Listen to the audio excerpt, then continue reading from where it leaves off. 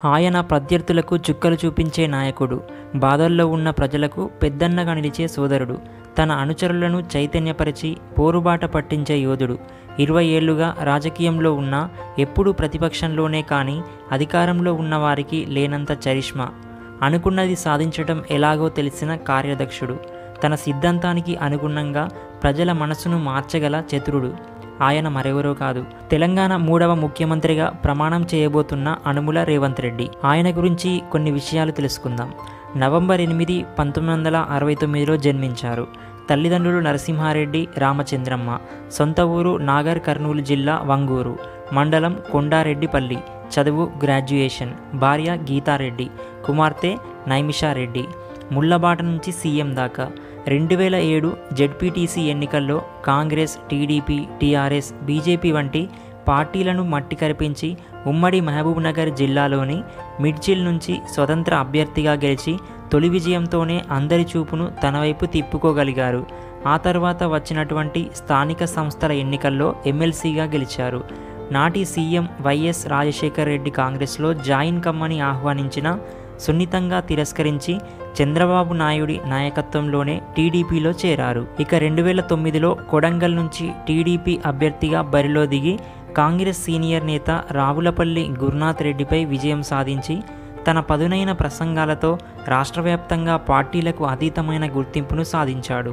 అలాగే తెలంగాణ ఏర్పడ్డాక 2014 నాటి ఎన్నికల్లోనూ టీడీపీ ఎమ్మెల్యేగా గెలిచి 2017 వరకు టీడీపీ లెజిస్లేచర్ పార్టీ నేతగా సభలో అధికార పక్షానికి చెమటలు పట్టించాడు. ఇక 2017 అక్టోబర్లో టీడీపీకి రాజీనామా చేసి కాంగ్రెస్లో చేరి 3 ఏళ్ల కాలంలో ప్రజా సమస్యలే ఎజెండాగా ముందుకు సాగారు. రేవంత్ ప్రతిభను, జనంలో ఆయనకున్నటువంటి ఆదరణను గుర్తించినటువంటి కాంగ్రెస్ అధిష్టానం 3 ఏళ్లలోనే ఆయనను 3 టీపీసీసీ వర్కింగ్ ప్రెసిడెంట్లలో ఒకరిగా ప్రకటించి కీలక బాధ్యతలు అప్పగించింది. 2018 అసెంబ్లీ ఎన్నికల్లో కొడంగల్లో గులాబీ పార్టీ తన బలం కారణంగా రేవంత్ ఓటమి పాలైన 6 నెలల్లో వచ్చినటువంటి పార్లమెంటు ఎన్నికల్లో మల్కాజ్గిరి సీటు నుంచి ఎంపీగా గెలిచి తనకున్నటువంటి జనబలమెంతో అధికార పక్షానికి చూపించారు. జూన్ 26, 2021న రేవంత్ను తెలంగాణ కాంగ్రెస్ అధ్యక్షుడిగా నియమించింది. 2021 జూలై 7న నాటి తెలంగాణ రాష్ట్ర కాంగ్రెస్ వ్యవహారాల ఇన్ఛార్జి మాణిక్యం ఠాగూర్ సమక్షంలో టీపీసీసీ అధ్యక్షుడిగా ప్రమాణ స్వీకారం చేశారు. నాటి నుంచి నేటి వరకు ఒక్కరోజు విరామం లేకుండా పోరాడుతూనే వచ్చిన రేవంత్ అనేక గ్రూపులుగా ఉన్నటువంటి కాంగ్రెస్ నేతలందరినీ ఒక్కతాటి మీదికి తీసుకువచ్చి విజయం మనదేననే ధీమాను వారిలో కలిగించారు.